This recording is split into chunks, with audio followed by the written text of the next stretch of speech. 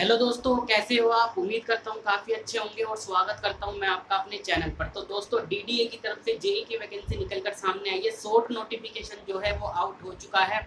Notification out होते ही student के मन में कुछ क्वेश्चन है कि एग्ज़ाम पैटर्न क्या रहने वाला है, ताकि हम अपनी प्रिपरेशन स्टार्ट कर सकें। और इसके साथ साथ कि कौन कौन एलिजिबल है इस फॉर्म को फिल करने के लिए, इस पर बात होगी। उसके बाद बात होगी कि लास्ट ईयर जब ये एग्ज़ाम हुआ था तो किस सब्जेक्ट से कितने क्वेश्चन पूछे गए थे लगभग। उसके बाद बात करेंगे कि जो हमारे पास 3 महीने बचे हुए हैं, उन 3 महीने में हमें अपनी प्रिपरेशन कैसे करनी है ताकि हम सिलेक्शन के काफ़ी करीब जा सकें। तो दोस्तों, वीडियो को करते हैं स्टार्ट। सबसे पहले बात करेंगे कि आप रजिस्ट्रेशन कब से कर सकते हैं। तो रजिस्ट्रेशन लिंक आपका जो एक्टिवेट होगा, आप ऑनलाइन फॉर्म जो है वो फिल करना स्टार्ट कर सकते हैं 11/6/2022 से। आपको पूरा 1 मंथ दिया जाएगा। क्लोजिंग डेट जो आपकी रखी गई है वो रखी गई है 10/7/2022। आपको 1 मंथ दिया जाएगा फॉर्म फिल करने के लिए। एग्जाम डेट की बात करते हैं तो शॉर्ट नोटिफिकेशन में एग्जाम डेट मेंशन कर दी है, जो है 1/9 से 30/9 के बीच में आपका एग्जाम कंडक्ट हो जाएगा। अब बात करते हैं कि कौन कौन एलिजिबल है। बीटेक वाले फॉर्म भर सकते हैं या डिप्लोमा वाले ही भर सकते हैं। देखिए, ये सेंट्रल लेवल की जॉब है और लास्ट ईयर भी ये एग्जाम हुआ था। तो लास्ट ईयर जब ये एग्जाम हुआ था तो इसमें बीटेक वाले स्टूडेंट और डिप्लोमा वाले स्टूडेंट, दोनों स्टूडेंट ने ये एग्जाम दिया था। तो दोनों एलिजिबल होते हैं इस एग्जाम में। तो आप अपनी प्रिपरेशन को स्टार्ट कर सकते हैं। एग्जाम पैटर्न की बात करते हैं तो लास्ट ईयर के अकॉर्डिंग एग्जाम पैटर्न मैं आपको बताने जा रहा हूँ।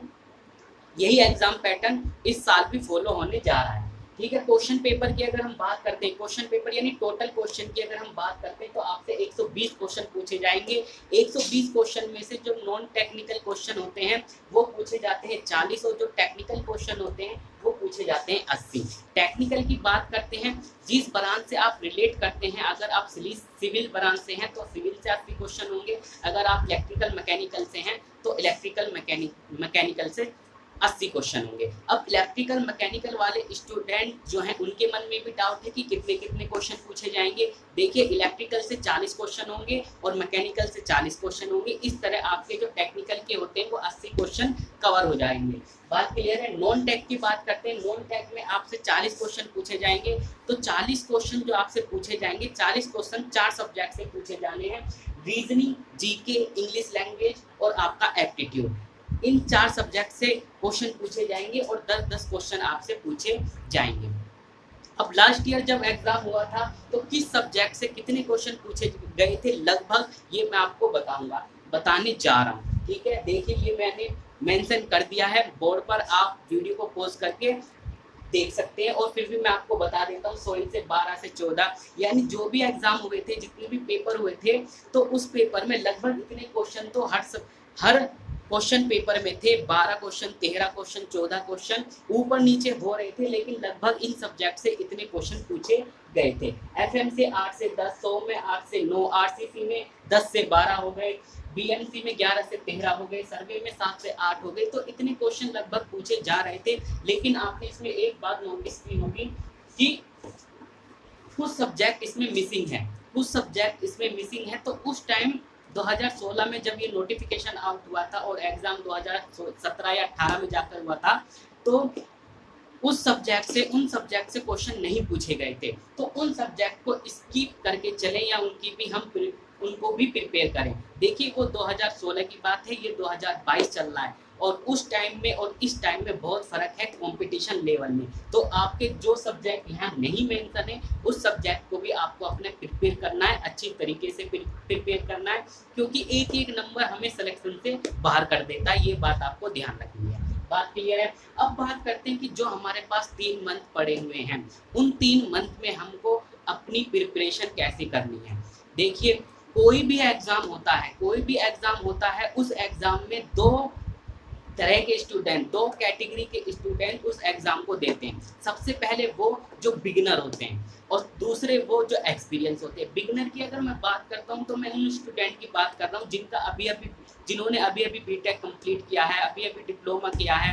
ठीक है। 1-2 साल हुए हैं उन्हें, लेकिन 1-2 साल में उन्होंने 2-3 एग्ज़ाम दे दिए हैं जेईई पे। ठीक है। एक्सपीरियंस की अगर उन स्टूडेंट की बात कर रहा हूँ जिन्होंने 10-12 एग्ज़ाम दे दिए हैं। ठीक है, उन्हें पता है, उन्होंने एग्जाम दे दिए हैं, प्रिपरेशन उनकी अच्छी है, ठीक है, लेकिन किसी न किसी वजह से वो क्या है रह जाते हैं, 2-4 नंबर से रह जाते हैं, 8-10 नंबर से रह जाते हैं। तो इनको किस तरीके से अपनी को प्रिपेयर करना है ताकि हम सिलेक्शन ले सकें, ठीक है। देखिए सबसे पहले आपको करना क्या है, सबसे पहले आपको प्रीवियस ईयर क्वेश्चन पेपर को लेना है। सबसे पहले आपको प्रीवियस ईयर क्वेश्चन पेपर को लेना है, प्रीवियस ईयर क्वेश्चन पेपर लेना है और आपको उसको आराम से पढ़ना है, एनालाइज करना है। उससे आपको क्या पता चलेगा, उससे आपको क्या जानकारी मिलेगी, उससे आपको जानकारी मिलेगी कि जो आपका क्वेश्चन पेपर है उस क्वेश्चन पेपर का जो उसमें क्वेश्चन थे उसका क्या लेवल था, उसके अकॉर्डिंग आपको फिर अपनी प्रिपरेशन को स्टार्ट करना है। तो सबसे पहले आपको क्या करना है, प्रीवियस ईयर क्वेश्चन पेपर को चेक करना है। अब बात करते हैं उन स्टूडेंट की जो बिगिनर है। देखिए 3 मंथ पढ़े हुए हैं, तो उन 3 मंथ को आपको अलग अलग डिवाइड कर देना है, अलग अलग डिवाइड कर दीजिए कि 30 दिन 30 दिन, ठीक है, इस तरीके से आप डिवाइड कर दीजिए। तो सबसे पहले आपको क्या करना है, देखिए जो बिगिनर है, जो उन्होंने अभी अभी बीटेक डिप्लोमा किया हुआ है, इनका क्या होता है, इनके कुछ बेसिक कंसेप्ट वीक होते हैं प्लस और कुछ सब्जेक्ट भी वीक होते हैं, ठीक है। तो पहले मंथ में आपको क्या करना है, बेसिक कंसेप्ट को आपको अपने क्लियर करना है और जो सब्जेक्ट आपका वीक है उसको आपको स्ट्रॉन्ग करना है, ठीक है। तो ये आपको अपने पहले मंथ में करना है। जैसे ही आपका पहला मंथ खत्म होता है तो आप जैसे ही दूसरे मंथ में पहुंचते हैं तो आपको जितने भी सब्जेक्ट आपके पास हैं उन सभी सब्जेक्ट का आपको अच्छे से रिवीजन करना है। बात क्लियर हो गई। दूसरे मंथ में आपको अच्छे से रिवीजन करना है, सभी सब्जेक्ट का रिवीजन करना है और कंसेप्ट आपको, आपके जो कंसेप्ट हैं वो क्लियर होने चाहिए। अब जब थर्ड मंथ में आ जाते हैं तो थर्ड मंथ में अभी छोड़ के चलते हैं, इससे पहले हम एक्सपीरियंस वाले स्टूडेंट की बात करते हैं। तो अब एक्सपीरियंस वाले स्टूडेंट और बिगिनर वाले स्टूडेंट दोनों की बात करते हैं, ठीक है, ठीक है।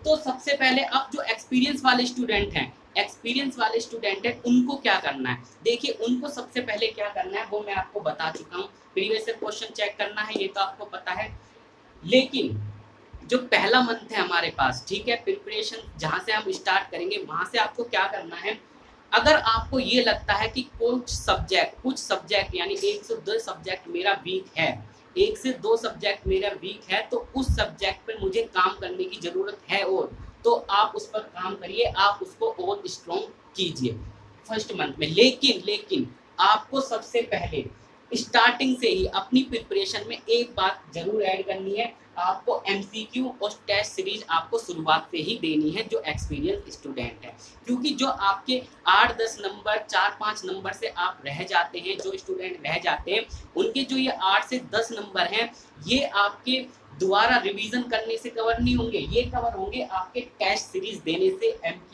एमसीक्यू की प्रैक्टिस करने से।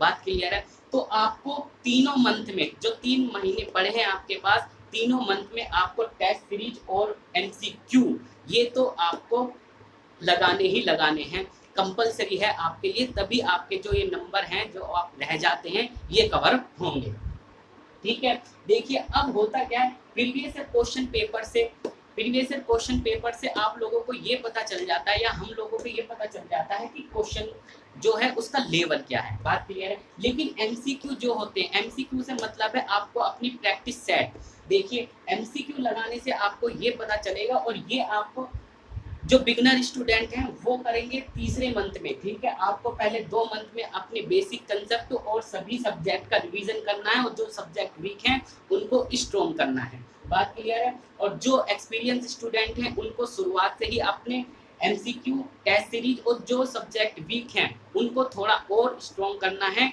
ठीक है, अगर उनको उस सब्जेक्ट पर काम करने की जरूरत है। बात क्लियर है, ठीक। तो तीसरे मंथ में अगर हम बात करते हैं बिगिनर की और टेस्ट सीरीज और एमसीक्यू की बात करते हैं, देखिए एमसीक्यू की अगर हम बात करते हैं तो एमसीक्यू से हमें ये पता चलता है कि जो हमारे 2 मंथ की जो हमने प्रिपरेशन करी है, जो 2 मंथ हमने दिए हैं, उन 2 मंथ में जो हमने प्रिपरेशन करी है, हम एमसीक्यू की जो प्रैक्टिस कर रहे हैं, जो प्रैक्टिस सेट लगा रहे हैं, तो हम क्वेश्चन को क्लिक कर पा रहे हैं या नहीं क्लिक कर पा रहे हैं कि क्वेश्चन को कौन सा क्वेश्चन कहाँ से पूछा गया है, इसका क्या आंसर हो सकता है, क्यों हो सकता है, क्यों नहीं हो सकता है, ये सब आपको कौन बताता है, एमसीक्यू। तो इसलिए आपको एमसीक्यू सोल्व करने बहुत जरूरी है, आपको प्रैक्टिस सेट लगाना बहुत जरूरी है। प्रैक्टिस सेट में आपको टाइमिंग की जरूरत नहीं होती है, ठीक है, उसमें आपको सिर्फ इतनी जरूरत होती है कि आपके क्वेश्चन सही हो रहे हैं या नहीं हो रहे हैं, ये आपको पता होना चाहिए कि एमसीक्यू हमें ये बताता है, ठीक है।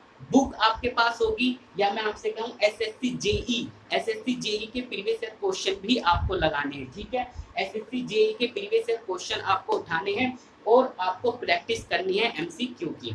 इसके साथ साथ टेस्ट सीरीज, अब टेस्ट सीरीज किस लिए देना हमारे लिए इम्पोर्टेंट है, ये भी आप जान लीजिए। देखिए टेस्ट सीरीज का मतलब हो जाएगा हमारा, देखिए एमसीक्यू में मैंने आपको क्या बताया कि एमसीक्यू हमें क्या बताता है, एमसीक्यू बताता है कि हमें कि टेस्ट सीरीज और एमसीक्यू हमें बताता है कि हम जो है क्वेश्चन क्लिक कर पा रहे हैं या नहीं कर पा रहे हैं, ठीक है। लेकिन टेस्ट सीरीज आपको बताएगा टाइम मैनेजमेंट प्लस आपकी एक्यूरेसी। टाइम मैनेजमेंट से मतलब ये है कि हमारे पास 2 घंटे हैं और 120 क्वेश्चन को हमें सोल्व करना है। 120 क्वेश्चन को अगर हमें सोल्व करना है तो उन 2 घंटों में हम उन 120 क्वेश्चन को सोल्व कर सकते हैं या नहीं कर सकते। अगर कर सकते हैं तो क्या हम उसे दोबारा क्वेश्चन पेपर को चेक कर सकते हैं, अगर नहीं कर सकते तो हमें अपनी स्पीड को इंक्रीज करना होगा, उस क्वेश्चन पेपर को सोल्व करना होगा। लेकिन आपकी स्पीड अच्छी खासी होगी क्योंकि इसमें 120 क्वेश्चन पूछे जाएंगे। लेकिन जो एसएससी जेई का एग्जाम देते हैं वो 2 घंटे में 200 क्वेश्चन को सोल्व करते हैं, तो स्पीड आपकी मेंटेन होगी। तो टेस्ट सीरीज आपका टाइम मैनेजमेंट और एक्यूरेसी आपको बताता है, एमसीक्यू बताता है कि आप क्वेश्चन को क्लिक कर पा रहे हैं या नहीं क्लिक कर पा रहे हैं। तो ये तीनों चीज आपके लिए बहुत ज्यादा इंपॉर्टेंट होगी। सिलेक्शन में सबसे ज्यादा फर्क यही पड़ता है, अगर आप पढ़ के चले गए, प्रिपेयर करके चले गए, रिवीजन करके चले गए और आपने एमसीक्यू की प्रैक्टिस नहीं की है, टेस्ट सीरीज की प्रैक्टिस नहीं की है, टेस्ट सीरीज नहीं लगाई है, तो सिलेक्शन से आप दूर ही रहते हैं।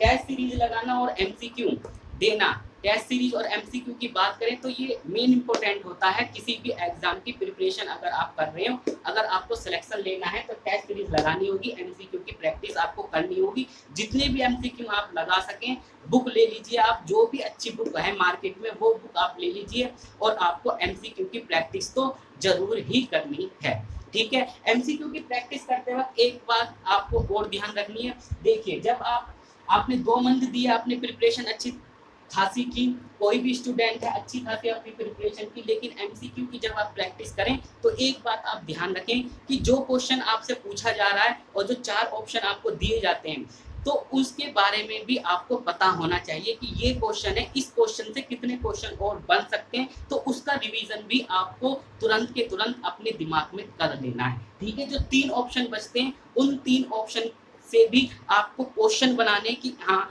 इनसे क्वेश्चन ये पूछा गया था जब मैं लास्ट टाइम प्रैक्टिस सेट लगा रहा था तो ये क्वेश्चन आया था और इसमें ये ऑप्शन था, तो ये ऑप्शन था और ये ऑप्शन, इसका आंसर ये था।